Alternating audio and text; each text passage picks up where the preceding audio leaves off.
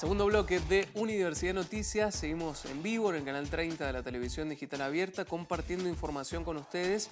Y ya está Sergio Astorga con nosotros, analista internacional. ¿Cómo te va, Sergio? Bienvenido. Hola, buen día, Lucas. Bueno, se realizó una nueva asamblea de la OEA en esta semana, ¿no? Muchos temas para tratar ahí.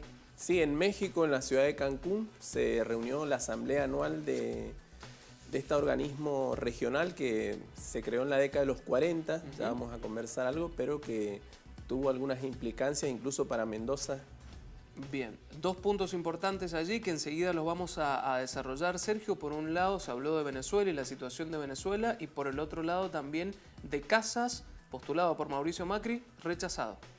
Sí, efectivamente, dos temas clave. Uno era, digamos, una idea de injerencia o de intervención directa sobre el conflicto en Venezuela, promovido por México y Estados Unidos básicamente, y lo otro era la incorporación de nuevos miembros en la Comisión Interamericana de los Derechos Humanos, de los cuales, bueno, había un argentino postulado, un mendocino justamente, que fue rechazado. Muy bien, en instantes vamos a abordar estos temas que tienen que ver con el ámbito internacional, pero antes, y de alguna manera también para cerrar los temas del ámbito local y nacional, vamos a hablar de la salada y del rey de la salada, como él se ha definido también, autodefinido. Estamos hablando de Jorge Castillo, y la noticia tiene que ver con que no quiso declarar, se negó puntualmente a declarar esta madrugada en el marco de la causa que lo investiga como jefe de una asociación ilícita que amenazaba y también extorsionaba a puesteros de la Feria La Salada,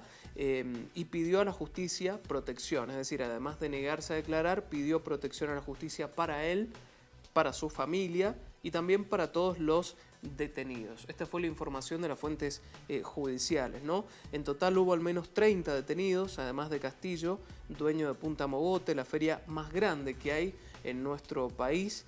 En la numerosa lista también de detenidos figura su hermano Hugo y su sobrino Adrián, propietario también de otros paseos, de otras ferias, ¿no? También cayeron 3 policías, 2 de la bonaerense y otro policía de la federal. En los 55 operativos que se hicieron se secuestraron unas 20 armas, entre las que había una picana eléctrica, 20 computadoras, sistemas de monitoreo, documentación y también plata. En el allanamiento que terminó con la detención de Castillo en una casa de Luján, hubo un agente del grupo GAD que terminó herido por una esquirla de un escopetazo, y es eso lo que de alguna manera ha causado repercusión en la mayoría de los medios, ¿no? Castillo salió a recibir a la policía a escopetazos, y además de todas las otras causas en las que se lo involucra, también por esto está detenido. En Mendoza, Castillo también dirige una feria, una saladita como se conoce, que está ubicada al este de la provincia, en el departamento de Santa Rosa. Adolfo Trípodi, titular de la Federación Económica de Mendoza, opina sobre la situación de esta feria en nuestra provincia. Yo particularmente he tenido duros enfrentamientos con Castillo desde el inicio, cuando él intentó instalarse en Mendoza, en Guaymallén, después en Las Heras. Bueno, felizmente ahí el intendente de Guaymallén, que se llamaba Abraham, nos escuchó y no le dio permiso. El intendente de Las Heras, que era Miranda, no lo escuchó y no le dio permiso, y terminó instalándose en Santa Rosa. Y en Santa Rosa pasó lo que tenía que pasar, porque finalmente el hombre lo único que hizo fue producir un asentamiento ahí de comercio ilegal que lamentablemente ha penetrado en el centro de Mendoza, porque en el centro de Mendoza han proliferado las saladas y saladitas sin ningún control y nadie que las pare. Entonces este fenómeno lo que hace atenta contra el comercio legalmente establecido, porque hoy nadie duda que la presión impositiva en la Argentina es muy importante. Esa presión impositiva, si yo soy capaz de evadirla o de eludirla, como se quiera mencionar, estoy obteniendo una ventaja competitiva muy importante. Entonces, en la medida en que eso no se pueda resolver, este fenómeno existirá. Lo más grave que nos puede pasar es que sea un spot publicitario. Ahora está en la tapa de todos los diarios y en todos los portales de noticias. Y mañana, dentro de 2 o 3 días, una semana, pasa y entonces esto va a volver a crecer y va a volver a existir. No se llamará Jorge Castillo, se llamará Antequera, se llamará como se te ocurra, pero volverá a aparecer. Entonces lo que yo digo es que esto debe encauzarse para que toda esa gente que gira alrededor de eso, yo la pueda formalizar, que la pueda legalizar, que la pueda incluir en el sistema formal. La pueda incluir en el sistema formal, entonces que contribuya, que pague, que tenga los empleados en blanco. Todas esas cosas se logran con persistencia. Ya tomada la decisión inicial que fue esta, me parece que debe necesariamente ser acompañada, porque si no es un spot publicitario. Así estaba la postura desde la FEM respecto a la salada ubicada en el departamento de Santa Rosa. De todos modos, desde la Municipalidad de Santa Rosa ya han garantizado que este próximo fin de semana, a pesar de la situación judicial de Jorge Castillo, la salada atenderá normalmente durante este próximo fin de semana. Ya se los había anticipado, nos vamos a meter en el ámbito internacional de la información. Sergio, lo decíamos, una nueva asamblea de la OEA y se puso allí en tela de juicio, en el debate, la situación de Venezuela. Sí, efectivamente, bueno, ya hace tiempo que la oposición venezolana, digamos, está utilizando todos los mecanismos internacionales y regionales para denunciar a su juicio lo que está sucediendo con el gobierno bolivariano, el gobierno de Nicolás Maduro. Y bueno, se presentó sobre todo a instancia y promoción de México, que era quien recibió a todos los cancilleres del continente, y Estados Unidos fueron los primeros que promovían una idea de injerencia, digamos, en el conflicto venezolano a través de la creación de un órgano que iba a intentar negociar entre la oposición y el gobierno en Venezuela. Pero la canciller Delcy Rodríguez, que digamos ahí estamos viéndola, tuvo una participación muy importante con toda la comitiva venezolana, rechazando todos los argumentos que daban los países que estaban a favor de esto. Había muchos países centroamericanos, bueno, Argentina, Brasil, México, Estados Unidos, apoyando la idea de intervenir de alguna forma a través de la OEA, ¿no es cierto?, en este conflicto. Pero no se logró. Los venezolanos no rechazaron absolutamente cualquier tipo de injerencia de este organismo, que recordemos, la OEA desde su nacimiento en 1948 ha sido denunciada como un organismo que básicamente sigue los lineamientos de Estados Unidos, de la política exterior norteamericana. Entonces, incluso recordemos a Ernesto Che Guevara, algunos discursos en contra de este organismo, claro, que fue creado en Bogotá ya por 1948, y hubo muchas movilizaciones en el marco del panamericanismo de ese momento. Bueno, el mismo Chávez era muy duro también contra la OEA, ¿no? Exactamente. Venezuela tiene un pensamiento anti-norteamericano muy presente.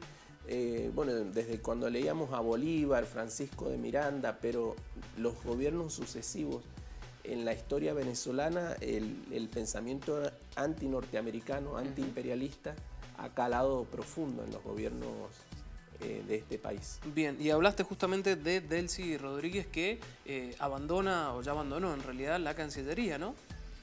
Claro, Delcy Rodríguez, bueno, en el marco, primero, bueno, estaba la participación de la OEA, pero recordemos en Venezuela, en el marco de este conflicto, de estas movilizaciones de la oposición que se vienen dando desde abril, Maduro lo que decidió fue convocar a fines de julio una asamblea constituyente, una asamblea que va a intentar reformar la Carta Magna, la Constitución que en su momento Hugo Chávez promulgó en el inicio de la gestión del chavismo.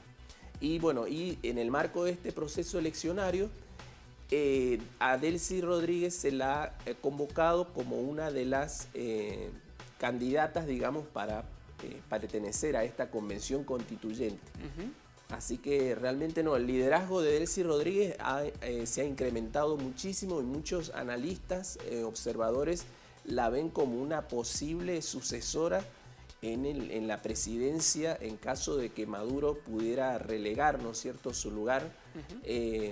Pero bueno, ahí se está discutiendo el llamado a esta convención constituyente. En la OEA incluso están en contra, muchos de los que estaban a favor de esta injerencia a través de este órgano especial, están en contra de este llamado a esta convención constituyente. Digamos, lo que se quiere, digamos, desde la oposición es directamente que renuncie Maduro y que se convoque a elecciones presidenciales anticipadas. Bien, vamos a ver, Sergio, lo que decía justamente Delcy Rodríguez cuando abandonaba la Cancillería. La canciller venezolana Delcy Rodríguez será sustituida por el actual embajador del país ante la Organización de Estados Americanos, Samuel Moncada, según se anunció el miércoles en el cierre de la Asamblea General de la organización en Cancún, México. Me aparto de mis responsabilidades como canciller y por amor a Venezuela me incorporo como candidata a la Asamblea Nacional Constituyente. Y yo invito a los gobiernos que tienen puentes de comunicación con los sectores opositores en Venezuela para que los convoquen desde la adversidad y la diversidad política a participar en esta única salida democrática. Vamos a seguir en el marco de los temas que se trataron dentro de esta asamblea de la OEA, pero algo que nos involucra directamente a los argentinos. De Casas había sido propuesto por Mauricio Macri, muy criticado por los organismos de derechos humanos, y finalmente la OEA le dijo que no. Sí, efectivamente. Bueno, habían tres espacios dentro de la Comisión Interamericana de Derechos Humanos. Recordemos que dentro de este organismo, la Organización de Estados Americanos, que trata diferentes temas en cuanto a promoción de la democracia, promoción de la igualdad, también está el tema de la promoción de los derechos humanos, esto desde la década de los 60, bueno, cuando se crea la Corte Interamericana de Derechos Humanos y la Comisión Interamericana de Derechos Humanos, y bueno, y en este caso de la Asamblea se llamaba a renovar tres vacantes, ¿no es cierto? Y bueno, habían 6 postulantes. De ellos fueron rechazados el candidato argentino que había sido propuesto por Mauricio Macri, que era un abogado mendocino, que había tenido participación en cuestiones de derechos humanos, pero bueno, se le había criticado porque había sido defensor de algunos genocidas. Bueno, él había dicho que él no tenía, digamos, era defensor en el caso, pero que no había participado en la dictadura ni en estos genocidios. Pero lamentablemente, bueno, la Argentina perdió esa posibilidad de participar como integrante de la Corte Interamericana de Derechos Humanos. Fueron los candidatos de México, Brasil y de Chile. ¿Cada cuántos años se renuevan los representantes de la comisión? Y estos, digamos, tienen cargos indefinidos, digamos, mientras dure su buena conducta, permanecen en sus cargos. Recordemos, dentro de la Corte, que es el otro organismo, hay un argentino, Eugenio Zaffaroni, es miembro de la Corte, y estos organismos tienen una relevancia en el sentido de que, bueno, todos los temas de derechos humanos o problemáticas que son sometidas al juzgamiento dentro del ámbito de un Estado no tienen la